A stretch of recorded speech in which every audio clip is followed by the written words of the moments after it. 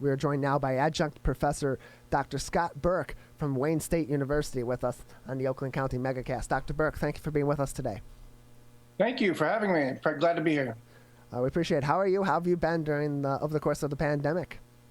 Me and my family doing great. We've hunkered down like we were asked to do. We've done fine. How are you guys? We're hanging in there. So, Dr. Burke, were you teaching earlier? As the pandemic began, were you still teaching at that time? I was teaching at Wayne last term when the lockdown hit. It was a scramble to alter our classes, but I think we did a good job. We did the best we could. The class I was teaching was a hands-on production class, which added a layer of complexity to allowing students to complete their assignments from home. But we did what we had to do, and I think it was a good solution that we came up with.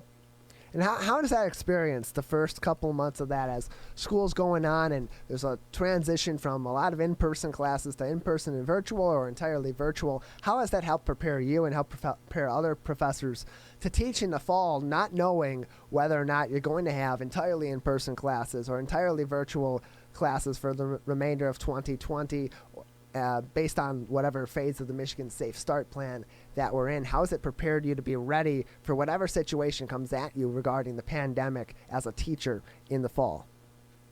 Well, I think, I think this is the same everybody. Everybody has dealt with so many different platforms online to video conference and work together, from Zoom to Microsoft Teams to, you name it. There's different platforms out there. I think I've used 3 or 4. So being familiar with those platforms, I think the platforms have responded by adding new features and reacting to what people need. So that's great. So I think we're ready to use whatever platform. I think Wayne has changed platforms. They used to use one kind of video conferencing, and over the summer they've switched to another so that we can better service the students. So I think there's a lot going on. I think there's a lot still going on because there's still a lot of questions. I think Wayne State definitely, and actually my son right now is preparing to go away to Michigan State for his first year. So I've been hearing I've been watching a lot of webinars from Michigan State as what they're doing to get ready. And I think both universities that I'm familiar with are prepared to go whatever way they need to go, whatever way they can go to best serve the students. Flexibility is going to be absolutely critical going forward, not only for those teaching at universities and high schools, middle schools, elementary schools, and so on, but also for the media industry as well. And we've seen during the pandemic there be a shift and be changes and be modifications to the way things always have been done, even so much as reporting the news. How have you observed the media changing over the course of the pandemic, and what do you believe will be the lasting effect of the pandemic on the landscape of media? Well, I mean, I don't want to be held to any predictions, but I think my best guess would be maybe a continuance of what's going on now. I mean, the unplugging phenomenon has been going on for a few years. I think that's probably gonna continue, if not speed up. The younger generations aren't watching broadcasts as much anyway, so they're turning to online sources. I think that's probably increased. In the same time, though, I think maybe older generations have been drawn to the media for more news. I think the news cycle has gone crazy during this pandemic. So there's kind of a dichotomy going on. And so exactly what's going to be the result, who knows?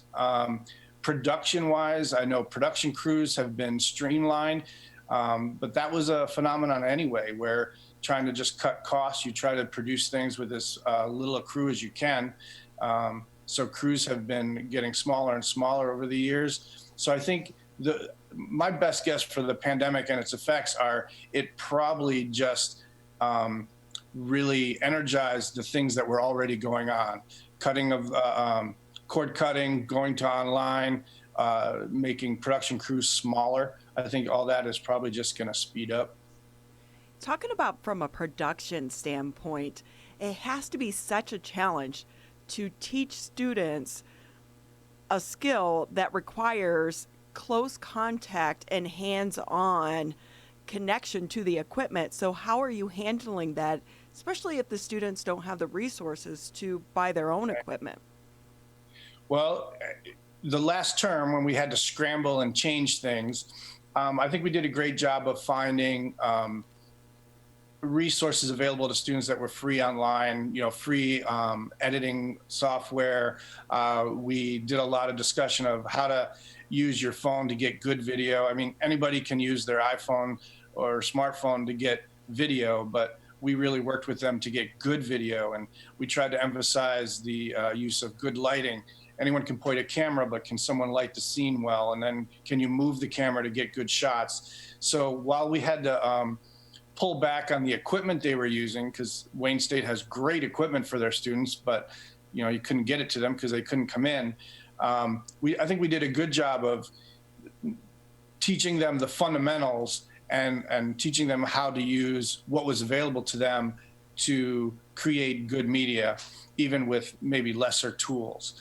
Now in the fall, the classes that I'm slated to teach that are hands-on classes, those right now are slated to be hybrid classes, which means the lecture portion of the classes will be online, and then the hands-on portions will be smaller classes in person with cleaning regimens in place and things like that.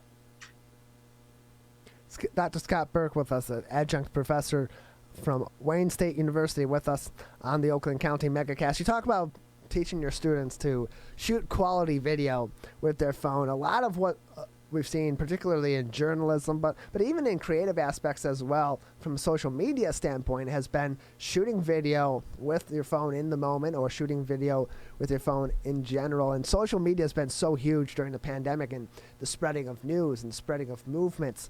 How important in the future is social media going to be, even beyond broadcast and websites and so on, to spreading things like the news, information, and even entertainment?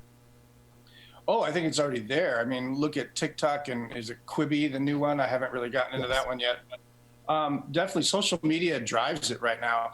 In fact, an interesting thing that I have to teach my kids, when I went through Michigan State as a telecommunication major, learned production there, and now I'm teaching it. And a big thing I learned was the absolute no-no of jump cuts.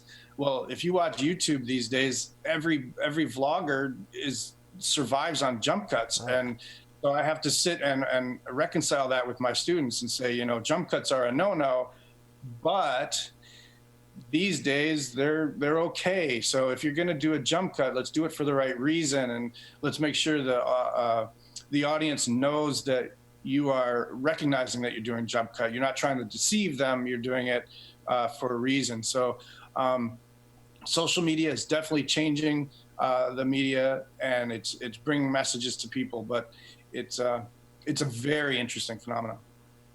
Dr. Burke, anything else you'd like to touch on today before we let you go? No, I'm very good. Thanks for having me. We appreciate having you on. Thank you for being with us today. Dr. Scott Burke, adjunct professor at Wayne State University.